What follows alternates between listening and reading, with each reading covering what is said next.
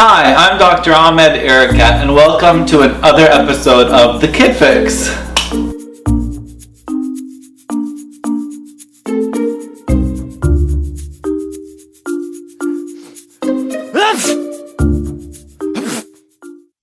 The seasons are changing. Your child has a runny nose, itchy eyes, a sore throat, a cough that just won't go away. What's causing all this? Well, there can be a lot of things causing each individual symptom, but most commonly around this time of year, the spring, the cause is allergies. Only about 8 to 9% of kids in the United States are actually diagnosed with seasonal allergies or hay fever. Even if your child has never suffered from symptoms of seasonal allergies before, it is not uncommon for your child to develop symptoms for the first time. Symptoms of seasonal allergies can include a sore throat, a cough, a runny or stuffy nose, watery or itchy red eyes, swelling around the eyes, or even swelling of the face.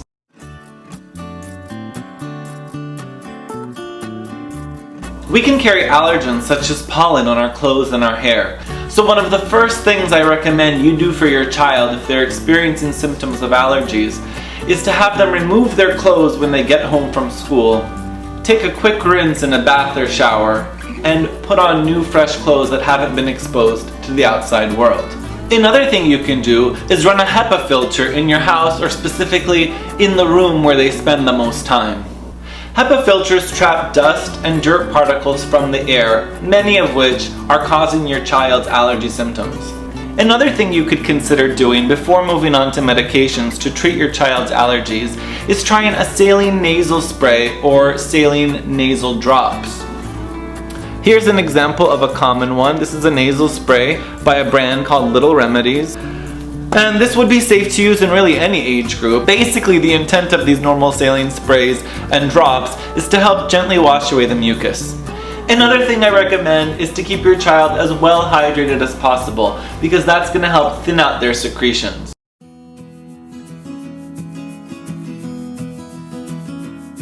As a first step when it comes to medications and treating your child's seasonal allergies, I recommend an oral antihistamine. There are many antihistamines on the market right now, and the one we're most familiar with is one that has a sedating effect or causes drowsiness, and that would be diphenhydramine or Benadryl. There are 3 main non-sedating antihistamines on the market right now, all of which are safe in children.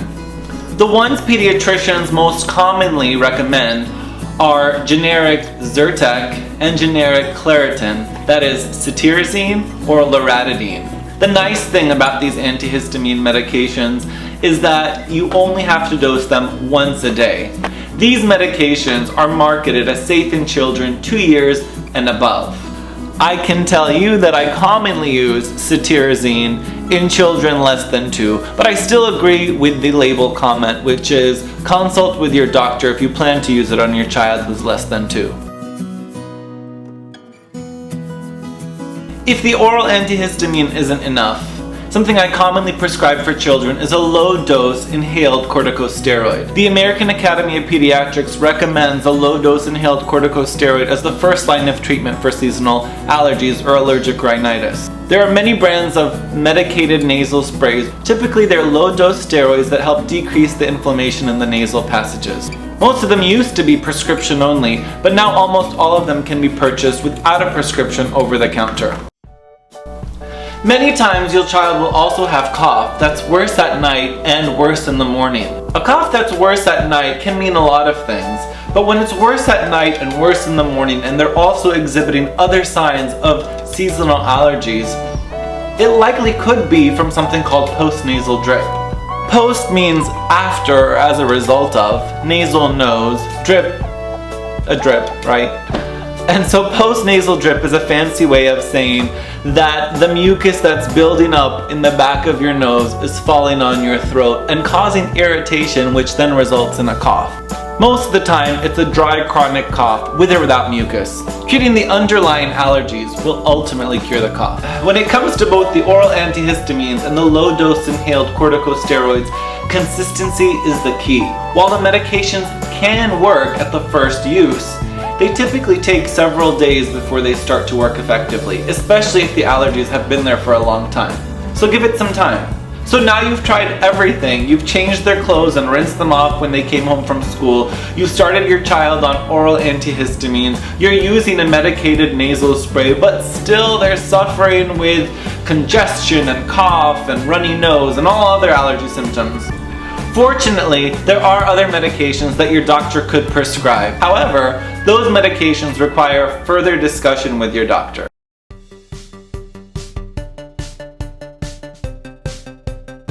I can't tell you the number of families that come in to see me because they want their child tested for allergies. In certain situations, allergy testing makes sense. If your child has a chronic condition that's exacerbated by certain food or environmental allergies, then allergy testing may make sense for you. If your child has ever had anaphylaxis, which is a life-threatening medical condition, then yes, I agree allergy testing is a good idea. However, in most cases, allergy testing is actually not indicated and not very helpful in treating your child. A lot of times when we do these tests, everything comes back negative or normal. And that's because we can't test for everything out there. So just because everything comes back negative or normal doesn't mean your child doesn't have seasonal allergies. Something else that can be caused by seasonal allergies which scares families are hives.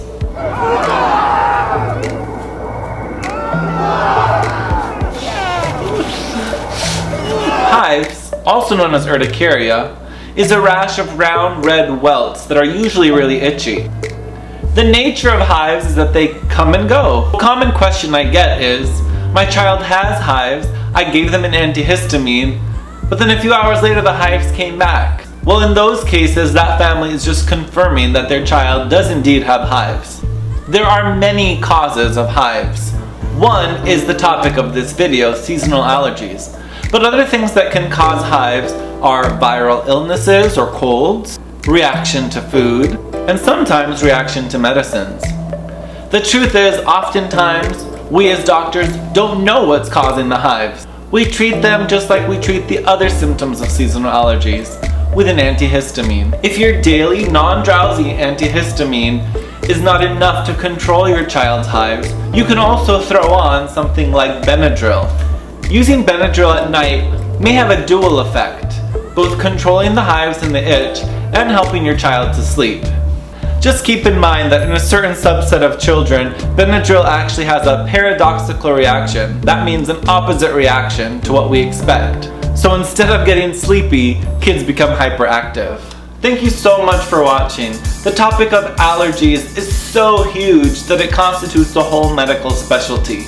Here, I'm simply trying to answer the most common questions I get in relation to a child's seasonal allergies. In the future, I do plan on tackling the question of anaphylaxis and hives in greater detail, especially when it relates to medications and allergies due to those medications.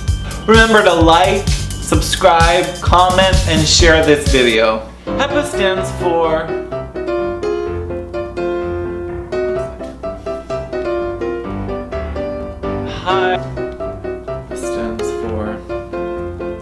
High efficiency particulate air. Wait, no, that makes no sense. No, that's what it stands for. That's what it stands for. High efficiency particulate air, originally called high efficiency particulate absorber. High efficiency particulate opposite nostril and press down. If your child can inhale, God, 1 second.